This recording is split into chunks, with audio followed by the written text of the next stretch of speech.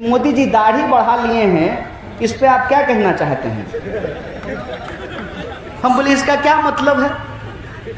मोदी जी दाढ़ी बढ़ा लें कि मोदी जी माथा मुड़वा लें कि आधा माथा मुड़वा लें, उसमें हल्दी चुन्ना लगवा लें, हैं कि भौंवा मुड़वा लें किसी दिन, वो इससे देश को क्या लेना देना है? तो बेईमान को बेईमान कहना गलत बात है। बेईमान को बेईमान कहना पड़ेगा ना। अब बेईमान को बेईमान कहते हैं तो कहते हैं कि आप देश की आलोचना करते हैं। चुप लुच्चा, तुम देश कब से हो गया जी? देश हम हैं। देश में रहने वाले जो 135 करोड़ लोग हैं उनसे देश बनता है, और उनके हक और अधिकार की बात करना ही देश की बात होती है। अगर नागरिक हैं तो सरकार को हमको कुछ नहीं देगी। सरकार कौन होती है? 8,500 करोड़ का विमान खरीदा गया है प्रधानमंत्री के लिए, उनका बाप का पैसा है। किसका पैसा है? किसका पैसा है बताइए? देश की जनता का पैसा है ना। जबरदस्ती 56 इंच का छाती चौड़ा करके घूम रहे हो जी। अब बेवकूफ समझते हो उन लोगों को। क्या है? बिहार के लोग अलहुआ जरूर खाते हैं, आलू जरूर खाते हैं, बुड़बक नहीं है, लेकिन ये याद रखिएगा कि हम मेहनत करने वाले लोग हैं, हम मेहनत कश आवाम हैं। अगर हम आपका गंदगी उठा करके आपका घर चमका सकते हैं, आपके दफ्तर को सुंदर बना सकते हैं, आपको वोट देकर के प्रधानमंत्री बना सकते हैं, तो कान पकड़ करके गद्दी से नीचे भी उतार सकते हैं। इस बात को याद रखिएगा। इस बात को याद रखिएगा कि चिड़िया जब आकाश में उड़ती है ना, तो उसको लगता है कि हम ऊपर से दुनिया देख रहे हैं, लेकिन चिड़िया ये महसूस नहीं करती है कि नीचे खड़े लोग भी चिड़िया को उड़ते हुए देख रहे होते हैं। क्या कहते थे ये? इस देश की सबसे बड़ी समस्या है परिवारवाद। ठीक है, मान लेते हैं इस देश की सबसे बड़ी समस्या है परिवारवाद। बेबी शाह को बीसीसीआई का सेक्रेटरी कैसे बनाया गया है? ये परिवारवाद है कि नहीं है? और यही बात मैं घूम घूम करके पूछता था। जब मैं पिछली बार सिवान आया था स्टेडियम में भाषण देने के लिए, तो रास्ते में कुछ लोग हम पर पत्थर फेंका था। पत्थर बने फूल। वो पत्थर हमारे लिए फूल है और तुम बेवकूफ वाला फूल हो। कैसे? कि तुम फेंक रहे हो पत्थर, तुम्हारे हाथ में जिम्मेवारी दे दिया है कि सरकार से जो लोग सवाल पूछे उसको देशद्रोही बता करके उसके ऊपर पत्थर मारो। पत्थर अगर नहीं पहुंच रहा है तो फेसबुक पर जाकर के गाली दो, ट्विटर पर जाकर के गाली दो, यूट्यूब पे जाकर के गाली दो। हमको गाली देने से 2 करोड़ नौकरी मिलेगा?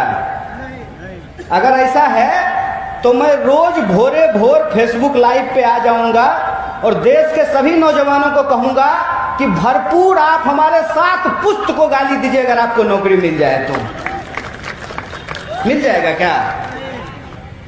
दूसरे से नफरत करके हमारे जीवन में प्रेम का प्रवाह नहीं होने वाला है। दूसरे को गाली दे देने से हम सम्मानित नहीं हो जाएंगे, और हमारे ऊपर पत्थर फेंकने के लिए अनपेड लेबर है, पैसा भी नहीं मिला होगा उसको।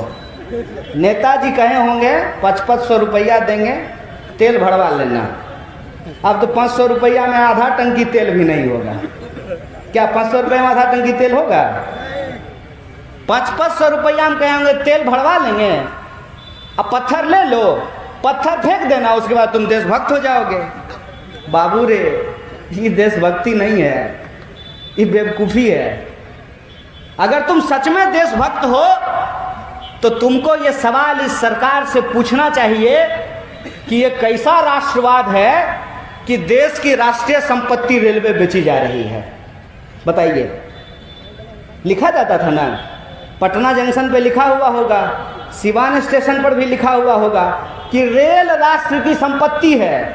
तो जो सरकार रेलवे को बेच रहा है वो देशद्रोही है कि हम सवाल पूछने वाले देशद्रोही हैं? इस पे आप हमको विचार करके बताइए। कैसा राष्ट्रवाद है भाई?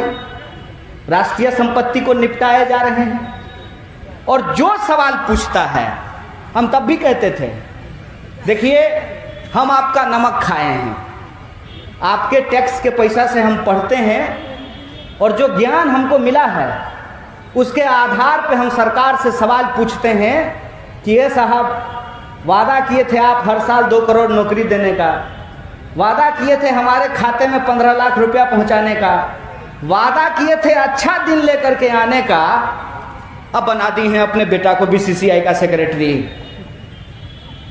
हमको दे दिए हैं पत्थर कि तुम पत्थर चलाओ, अब बेटा को दे दिए हैं बीसीसीआई, उसको दे दिए हैं आईपीएल कि तुम आईपीएल खेलवाओ। 21 साल में 2 आईपीएल हो रहा है।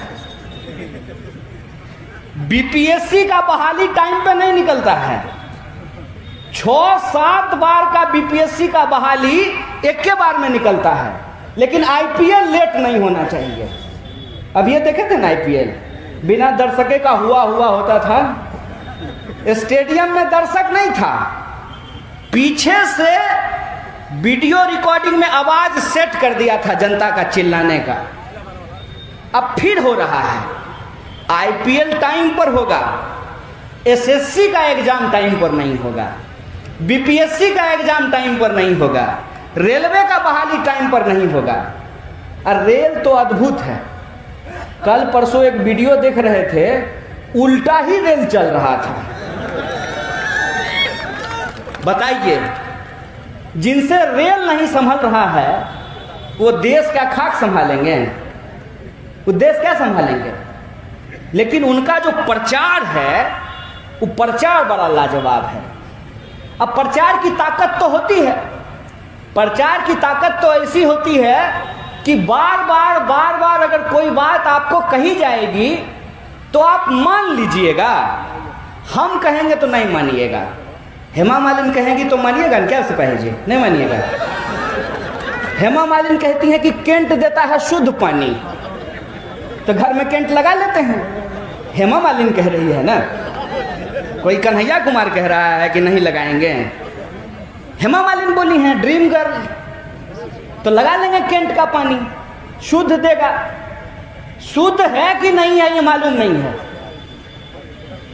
कोई आकर के कह दिया ठंडा मतलब कोका कोला पिए जा रहे हैं, अम्मा कह रही है कि बेटा छाछ पी लो, लस्सी पी लो, तो लस्सी पिएंगे जी, उसमें क्या है? कोका कोला पिएंगे तो जो है, काहे कि कोहली बोला है कि कोका कोला पी लीजिए, कोहली बोल रहा है ना, तो पी लेंगे। प्रचार में ताकत तो होती है, नहीं होती है, है? आप में से कितना लोग फेयर एंड लवली लगाए हैं? लगाए हैं ना? मुंह गोरा हुआ। प्रचार में ताकत होती है। तो इस देश में हमने एक ऐसा सरकार चुना, वो घड़ी